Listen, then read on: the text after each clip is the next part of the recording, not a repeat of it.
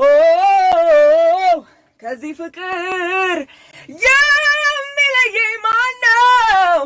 ሰላም ውድ የፍቅር እጆች ቤተሰቦች እንዴት ናችሁ? ፍቅር የተሞላበት የአክብሮት ሰላምታችን በያላችሁበት ይድረሳችሁ። ውድ ቤተሰቦቻችን በምንለቃቸው ቪዲዮዎች የምታሳዩን ፍቅር ከልብ እናመሰግናለን። ዛሬም በወቅታዊ መረጃ ተመልሰናል። ከሰሞኑም እንግዲህ በተለይ በጣም ከፍተኛ ተቃውሞ እያስተናገደች የምትገኘው ድምፃዊ ዘሪቱ ከበደ ከልጅነት እስከ ልጅነት የተሰኘ መጽሐፏ በጣም አነጋጋሪ ሆኗል። አብዛኞቹ ሳያነቡ ነው ትችት እየሰጡ ያሉት፣ ሌሎቹ ደግሞ አንብበው ነው።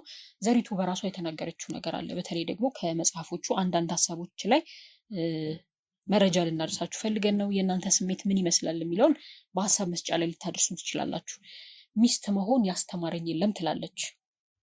እውነት ብዙዎቻችን ስናገባ ወይም ደግሞ ከማግባታችን በፊት ሚስት መሆንን ወላጆቻችን አስተምረውናል? እናትነትን አስተምረውናል ወይስ አላስተማሩንም? እርግጥ ነው ዛሬ ላይ በጣም ስኬታማ የሆኑ እናቶች አሉ። ከእናቶቻቸው የተማሩ ሳይማሩም ያደጉ በራሳቸው ራሳቸውን ቀርጸው እናት መሆን የቻሉ አሉ። ሚስትም እንደዛው። ዘሪቱ ግን ሚስት መሆን ያስተማረኝ የለም ትላለች። ድምፃዊ ዘሪቱ ከበደ ከልጅነት እስከ ልጅነት መጽሐፏ ብዙ እያነጋገረ ይገኛል። ዘሪቱ ሚስት ስለመሆን ያነሳችው ሀሳብም አንድ ወቀሳን ካስተናገዱት ውስጥ አንዱ ነው። ምናልባት ያደግኩበት ቤትና አካባቢ አስተምሮኝ ወይም እንደ ሴት የሚጠበቅብኝን በቂ ነገር ሰጥቶኝ እኔ ባለማወቅ ገፍቼው ሊሆን ይችላል። ነገር ግን አሁን ለሌሎች ሊሆን ይገባል ብዬ የማስበው ግልጽ ትምህርት የሰጠኝ አካል ግን አልነበረም። በቀጥታም ቢሆን በተዘዋዋሪ አደራ ያለኝ ነፃ ሴት ማለት ከወንድ ኢኮኖሚያዊ ጥገኝነት ውጭ የሆነችን ሴት እንደሆን ነበር። የሁለተኛ ደረጃ ትምህርት ቤት ማጠናቀቅን አስመልክቶ በሚዘጋጅ የተመራቂ መጽሔት ላይ ከምስሌ ጋር አብሮ በተቀመጠው የወደፊት ህልሜ ማስፈሪያ ቦታ በጊዜው ልቤን ካንጠለጠለው የሙዚቃና የፊልም ሙያ ጉዳይ ይልቅ አን ኢንዲፔንደንት ውመን ማለቴ ነገሩ ውስጤ ምን ያህል ትልቅ ቦታ አግኝቶ እንደነበር ያሳያል። የወር አበባ ከማየት የጀመርኩበት ጊዜ ጀምሮ እያለች ትቀጥላለች። እዚህ ጋር አንድ ሀሳብ አለ። ምናልባትም እሷ የመጣችበት መንገድ አለ፣ ሌሎች ሴቶችም የመጡበት መንገድ አለ።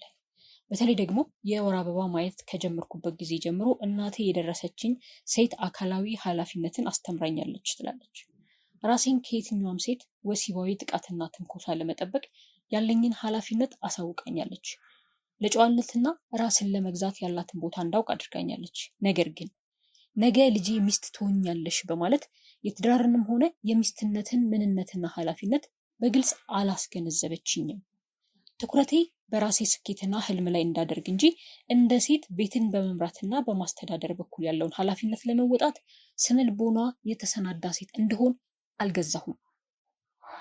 በልጃገረድነቴ ወቅት ባሎቻቸውን በብዙ ክብርና ትህትና የሚያገለግሉት እናቴንና አያቴን እያየው ባድግም በጉርምስና ጊዜ የተለመደ እንደሆነ በመዝናኛ ኢንዱስትሪ ያሉትን ገናና ሴቶች ወጣ ያለ አኗኗርና በዚሁ ልክ እመለከት ስለነበር ለምሳሌ ያህል አንድ ሁለቱን ለማንሳት የፖፕ ሙዚቃ ንግስት የምትባለው ማዶና እጅግ አጋላጭ ወይም ደግሞ እርቃን አለባበስ በአደባባይ ስትገልጽና ያንን የሚመስሉ ነገሮችን ስታደርግ ለኔ ይገባኝና እሳብ የነበረው የእሷን አለባበስ የሆነውና ሳይሆን ያንን ያለ ፍርሃት ማድረግ የተቻለኝን ሁሉ ግድግዳ ስታፈርስ ሲታየኝና አስብበት ነበር። ለአቅመ ሔዋን በደረስኩ ወቅትም ዓለም አቀፍ ዝናን አግኝተው የነበሩ ስፓይስ ገርል የተባሉትን እንግሊዛውያን ሙዚቀኞች በተመሳሳይ እይታ የምመለከታቸው ነበር። ከሙዚቃቸው ጋር አብረው ይሸጡት የነበረ ምስል ወይም ብራንድ የተደረገበትን መንገድ ገርል ፓወር በሚል ይፈበረክ ነበር። እኔና ኩዮቼ እነርሱ የሚሉትን እያልን ሁኔታና ድፍረታችን በፈቀደልን መጠን ተከትለናል ትላናለች። በነገራችን ላይ ውድ ቤተሰቦቻችን ይሄ ነጥብ ትልቅ ነጥብ ነው። በመጀመሪያ ደረጃ ዘሪቱ ሙሉ ለሙሉ የህይወት ታሪኳን ስትጽፍ ምንም ሳታጎድል ሳትነጥቅፍ የሆነችውን ነገር ነበር ያሳየችው። ይሄ ለሌሎች ሰዎች ትምህርት ይሆናል ወይስ ደግሞ አይሆንም? እዚህ ላይ መልሱበት። በእርግጥ ብዙ ልጆች የትምህርት ቤት ውሏቸውን አናቅም፣ የሚያደርጉትን ነገር አናቅም፣ እንደ ሞዴል የሚከተሏቸው ሰዎች እነማን እንደሆኑ አናቅም። ዘሪቱ እዚህ ጋር ትልቅ ያነሳችው ነገር አለ። ትከተላቸው የነበሩ ሰዎች በራሷ መንገድ ወጣ ያሉ ሰዎች እንደነበሩ እነሱን እያየችም እንዳደገች አንዳንድ የመድረክ አለባበሷንም አስተውላችሁት ከሆነ ትንሽ ወጣ ያሉ አለባበሶችን ያየንባቸው አጋጣሚዎች ነበሩ። ታዲያ ያ ከምን የመጣ ነው ስትሉ ከምትከተላቸው ላቅ ያሉ ሙዚቃዎች፣ ያው የእሷንም የሙዚቃ ስታይሎች አይቷቸዋል። በጣም ብዙ ተከታይ ወጣቶች፣ በተለይ ደግሞ በወጣቶች አካባቢ ብዙ ተከታይ ያገኘችበትን ዋናው ምክንያት ካለባበሷም ከስታይሏ ከምትሰራቸው ሙዚቃዎች ጋር በተያያዘ ነበረ። ታዲያ ከልጅነት እስከ ልጅነት ወደ መንፈሳዊ ህይወት ከመምጣቷና ከመጣች በኋላ ያለው ህይወቷን ነው እንግዲህ በንጽጽር ባጭሩ የምታስቃየን ማለት ነው። አንድ ሰው ንስሐ ከመግባቱ በፊት የነበረበት ህይወትና ንስሐ ከገባ በኋላ፣ በነገራችን ላይ መንፈሳዊ ይዘትም አለው የዘሪቱ ህይወት፣ ማንም ሰው ያውቀዋል። ወደ ንስሐ ከመምጣቷ በፊትና ከመጣች በኋላ ያለችው ዘሪቱ፣ ወደ ጌታ ከቀረበችና ከመቅረቧ በፊት የነበረችው ዘሪቱ ክርስቶስን ስትረዳ ወይም ኢየሱስን በደንብ መከተል ስትጀምር ያለችው ዘሪቱ በጣም የተለያዩ ናቸው። ነጥቡ ያለው የመጽሐፉ ርዕስ ዋናው ነጥብ ያለው እዚህ ጋር ነው፣ በፊትና አሁን ያለችው ዘሪቱ። ሌላኛው ደግሞ አወዛጋቢ ነገር ምንድን ነው? ያው ከሚስትነት ጋር በተያያዘ ያነሳሁት ነጥብ ነበር። ሚስት መሆን ያልቻለችበትን ምክንያት፣ ትዳሩ አካባቢ ያለውንም ነገር መጽሐፏ ላይ አስቀምጣለች። ሌላው ደግሞ ከብዙ ወንዶች ጋር ተኝቻለሁ የሚለው ርዕስም በጣም ብዙዎችን እያስቆጣ ነው ያለው። ዘሪቱ እንደ አንድ ኢትዮጵያዊት ሴት እንዴት በዚህ ልክ በግልጽ ከዚህ በፊት የነበራትን ህይወት ለምን ገለጸች የሚል ትችቶችንም እያስተናገደች ነው ያለችው። ዋናው ነጥብ ግን እውነት ዘሪቱ ይሄን ርዕስ ስትሰጠው አንዳንዶቹ ምን ይላሉ? ለገበያ ተብሎ ነው የሚባል አለ። ከዛ ውጭ ደግሞ የእውነትም ትዳር ውስጥም እያለች ከባሏ ውጭ ሌላ ሰው ጋር ሄዳ ነበር የሚሉ ትችቶች አሉ። እውነት ግን መጽሐፉ ላይ ያለው ነጥብ ምንድን ነበር? መጽሐፉንስ አንብባችሁታል ወይ የሚል ነገር ስናነሳ በተለይ አንድ ከመጽሐፏ የወሰድኩትን ነገር ልፈለግኩኝ። ከደረስኩበት ጊዜ ጀምሮ የፍቅር አድናቂ ወይም ሮማንቲክ የሚባሉ ሰዎችን አይ ነበር። የፍቅርን ስሜት የሚወደድና የምፈልግ ሰው ነበርኩ። ሆኖም ግን አካላዊ ወደ ሆነው ግንኙነት ለመግባት የማልደፍርና የምጠነቀቅ ነበርኩ ትላለች። እስከ ኋለኞቹ ዓመታት ድረስ የግለ ሀሳብ ምልልስና በቅርቤ ካሉ ጥቂቶች ጋር ምናልባትም የፍቅር ሱሰኞች የሚባሉ አይነት ነበርኩ። ሳልሆን እንደማልቀር ተነጋግሬ ያውቃለሁ። በተለይም በመጀመሪያ የመቀራረብ ጊዜ ውስጥ የሚፈጠረውን ከፍተኛ ስሜት ድምቀትና አዲስን ሰው በፍቅር ስሜት ውስጥ ስናውቅ ያለውን አስማጭ ጊዜያዊ ደስታ ያለ ልክ እወደው ነበር። እዚህ ላይ ግን ትኩረት ስጡበት ውድ ቤተሰቦች። ተኝቻለሁ የሚለው ቃልና እሷ ከፍቅር ግንኙነት በተለይ መጀመሪያ ሲጀምር አካባቢ ያለው ስሜት፣ ምንም ነገር ከመጀመሩ በፊት ቅርርቡ አካባቢ ያለው ስሜት ላይ ነው ትኩረት ሰጥታ የነበረው እንጂ እንደተባለው በዝሙት ደረጃ ላይ አልነበረም። ትንሽ ወደታች ወረድ ብዬም ምናልባት መጽሐፉን የማንበብ እድል ላላጋጠማችሁ ሰዎች ላካፍላችሁ ፈለግኩ። እደግመዋለሁ። ቅድም ከላይ ያነሳሁት ነገር ነበር።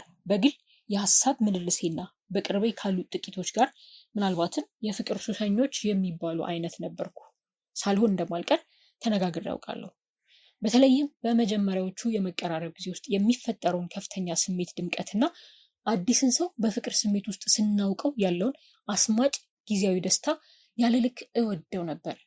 አዲስን ዓለም በመተዋወቅ ውስጥ ያለውን የአሳሽ ደስታና ጉጉት ተከትዬ ጥቂት የማይባሉ የጾታ ተቃራኒዎች ህይወት ጎብኝቼ ወጥቻለሁ። ጭንቁ፣ አሰሳው፣ አጓጊው፣ የማደርገው እርግጠኛ ያለመሆን ስሜት በነገሮች ግልጽነት ሲረግብ ነው። መስጦኝ የሰነበተው ሰው ለመጀመሪያ ጊዜ ያለምንም አጋዥ ስሜት ስመለከተውና ከማንም የተለየ እንዳልሆነ ሳስተውል የሚፈጠረው ጭርታና ባዶነት ከባድ ነበር። እወድ የነበረው ሰው ራሱን መውደድ ስለነበር አብሮኝ ካለው ሰው ትክክለኛ ማንነት ጋር የምተዋወቀው ሲያክለፈልፈኝ የቆየው ስሜት መጥፋት ሲጀምር ውስጤ ለጓጓለት ስሜት ሲል ኳኩሎ የተቀበለውን ሰው ስሜቱ በረገበ ጊዜ እርቃኑ ይገለጥና ከዚያ ሰው ጋር የማስቀጠል አቅም አጣው። እርቃን የምትለው እንግዲህ የዛን ሰው ቀርባ ስታይ የምታይበትን ባህሪ ነው። እውነት ሳይሆን ወረት እንደሆነ በደረስኩበት ጊዜ ሁሉ ትክክለኛውን ግንዛቤ እስካገኝ ድረስ የነገሩን ገለባነት በመጋፈጥ ከጊዜያዊነቱ የተነሳ የጠለቀ ትርጉም በመፈለግ ፈንታ ከሚቀጥለው ሰው ጋር የተሳካ እንዲሆን ተስፋ በማድረግ ደጋግሜ የፍቅርን ስሜት ከፍታና ዝቅታ አይቻለሁ። ነገሩ የምስኪኖች ድካም፣ የጅል አፍቃሪዎች አለማወቅ ነው። እኔ ደግሞ ከእነርሱ አንዷ ነበርኩ ትለናለች። የዚህ ሀሳብ ዋነኛ ነገር ብዙ ጊዜ ከተለያዩ ሰዎች ጋር የመተዋወቅ እድል ሊኖር ይችላል። መተዋወቅ ማለት ማውራት ብቻ፣ ከማውራት የዘለለ ነገር ውስጥ የማይገቡ በጣም ብዙ ግንኙነቶች አሉ። ምናልባትም እነዚህ ነገሮች እንደ ግንኙነትም ላናወራቸው እንችላለን። በታሪክ ደረጃ ስላልሄዱ ብዙ ዓመታት የገፉ ወይም ወደ ሌሎች ግንኙነት አልፎም እስከ ወሲባዊ ግንኙነት ሳይደርሱ በአፍ ብቻ የሚቀሩ በጣም ብዙ ግንኙነቶች አሉ። በታሪክ ደረጃ ስለማይቆጠሩ እነዚህ ግንኙነቶች እንደ ግንኙነት አይቆጠሩም። የዘሪቱም ሀሳብ የወሲብ ግንኙነት ሳይሆን ይሄ የመጀመሪያዎቹ ቅድም እንዳለችው የመሳሳቡ፣ የመተዋወቁ ገመና ሳይጋለጥ ብላ ያነሳችው ነገር አለና የመጽሐፉ በተለይ ከብዙ ወንዶች ጋር ተኝቻለሁ የሚለው በትክክል የዘሪቱን የሚገልጽ ሳይሆን ሀሳቡ በሌላ መንገድ ነው የተረዱት። አንድ ነገር ለማለት ፈለግኩኝ። መጽሐፉን አንብቡት። ካነበባችሁበት በኋላ ደግሞ በተጨማሪ መረጃዎች ቆይታ የምናደርግ ይሆናል። እንግዲህ ራሷ ዘሪቱንም ለማግኘት ሙከራ እያደረግን ነው። ከተሳካ ይዘናት እንመጣለን። ካልተሳካ ደግሞ ከቅርብ ሰዎች፣ ከአካባቢው ካሉ ሰዎች እውነታው ምንድን ነው የሚለውን ነው። አሁንም ግን አስረግጠን የምናልፈው ነገር በግብረ ስጋ ግንኙነት ሳይሆን ወይም ይሄ ወሲባዊ ግንኙነት በሚባል ደረጃ ሳይሆን በሀሳብ ደረጃ ነው፣ በማውረድ ደረጃ፣ በመተዋወቅ ደረጃ ነው እንጂ ወደ ሌላ ነገር አይደለም። አንዳንድ የመጽሐፍ ቅዱስ ጥቅሶችን ምናልባት በትክክልም ካላልኩት ይቅር እንድትሉኝ እጠይቃለሁ። ከእናንተ መሀል ንጹሕ የሆነ ሰው ካለ ይውገራት የሚል አንድ የመጽሐፍ ቅዱስ ጥቅስ ትዝ ይለኛል። ዘሪቱም ያጋጠማት ነገር ይሄ ነው። በጣም ብዙ ሰው መጽሐፉን ሳያነብ ሳይረዳ ነው ይሄን ነገር እያለ ያለው። ስለዚህ በመጀመሪያ ደረጃ እስቲ ራሳችሁን መርምሩ። ከእናንተ ውስጥ ንጹሕ የሆነ ሰው ማን ነው? እውነት ንጹሕ ሆኖ ሌላውን መውገር የሚችልስ? እንደተባለውስ ኃጢአትን መናዘዝ ነው ወይስ ደግሞ ኃጢአትን አለመናዘዝ ነው መጥፎ? ንስሐ ከተባለስ የትኛው ነው? እነዚህን ሀሳቦች እስቲ አንሸራሹባቸው። የነበረን ቆይታ ይህን ይመስል ነበረ። ከልጅነት እስከ ልጅነት የተሰኘው የዘሪቱ መጽሐፍ ላይ ከሰሞነኛ ወቅታዊ ጉዳዮች እንግዲህ አንደኛውን ይዘንላችሁ መተናል። አብራችሁን ስለምትሆኑ እናመሰግናለን። አሁንም ፍቅር የተሞላበት የአክብሮት ግብዣችንን ከወዲሁ እየጋበዝን ሰላም ሁኑልን።